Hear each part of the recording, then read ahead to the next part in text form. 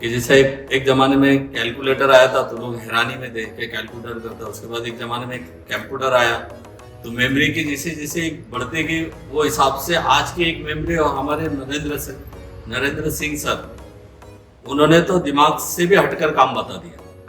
जब उनके हमने ओरिजिनल नॉलेज लिए, उनके पास बैठकर और बात किए, तो हम खुद हैरान है कि उनको लगभग 10,000 साल पुराना कैलेंडर याद है।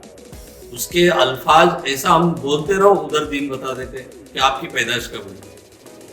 राजस्थान नाही, महाराष्ट्र नाही, तर पूर्ण भारतभर जे बॅगलेस इंडियाचं सध्याचं जे वर्किंग चालू आहे, तर त्याचे मेमरी किंग म्हणून आपले आदरणीय नरेंद्र सिंग सर यांच्या माध्यमातून आम्हाला या 2 दिवसाच्या ऑफलाईन ट्रेनिंगमध्ये अशा वेगवेगळ्या कन्सेप्ट शिकवण्यात आल्या की खरंच सांगतो तुम्हाला की माझा जो स्वतःचा अनुभव आहे आत्ताचा, म्हणजे 4 दिवसाची ऑनलाईन आणि 2 दिवसाची ऑफलाईन, या ट्रेनिंगमध्ये म्हणजे जे काही आपण पूर्वी जो काही अभ्यास करायचो किंवा जो पाठांतरण करायचो ते फक्त एखादी गोष्ट जर घेतली तर ते घोकमपट्टी करून करायचो, म्हणजे रट के लर्न करणे का हा जो तरीका आहे, तर हा तरीका आता बदललेला आहे. कारण की येणारं जे युग आहे ते खूप कॉम्पिटिटिव्ह युग आहे.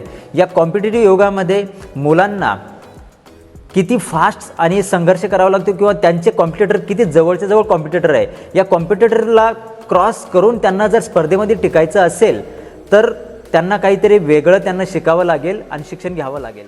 और स्टूडेंट इसके लिए एजुकेशन जैसे बैग लेके घूमता है, एक बच्चे स्टूडेंट है 4th ईयर का, उसको बैग इतना वजनदार रहता है, उसको वेट से ज़्यादा उसको बुक्स रहते हैं.